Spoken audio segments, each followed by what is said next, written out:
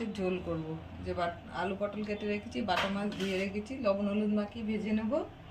আর এখানে রেখেছি আদা, জিরে আর পাকা লঙ্কা, এটা বেটে নেব। কড়াইয়ে তেল দিয়েছি, মাছগুলো ভেজে নেব লবণ হলুদ মাখিয়ে।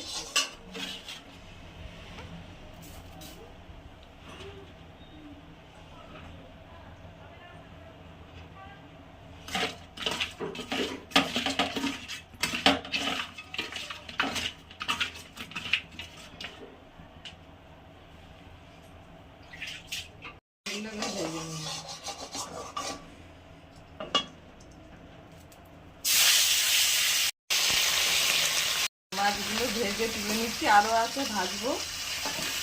আর পটল আলুটাও ভেজে তুলে নেব। আলু পটলগুলো ভেজে তুলে নেব।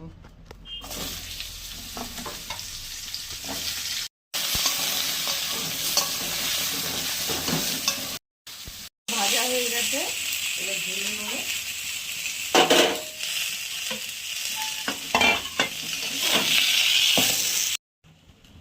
দিলাম শুকনো লঙ্কাও দিলাম একটা,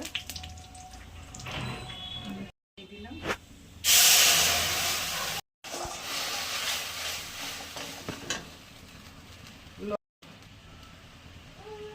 লবণ, দিলাম হলুদ, দিলাম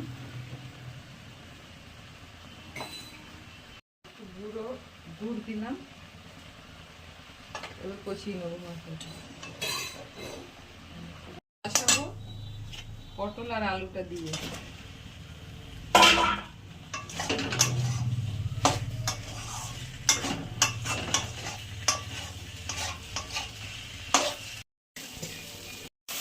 গরম জল করে রেখেছি, এটাতে দিয়ে দিলাম। টমেটো কেটে রেখেছি, দিয়ে দিলাম। সিদ্ধ হলে মাছটা দেবো। ফুলগুলো সিদ্ধ হয়ে গেছে, এবার মাছগুলো দিয়ে দিলাম। আলু পটল দিয়ে বাটা মাছের ঝোল পাতলা।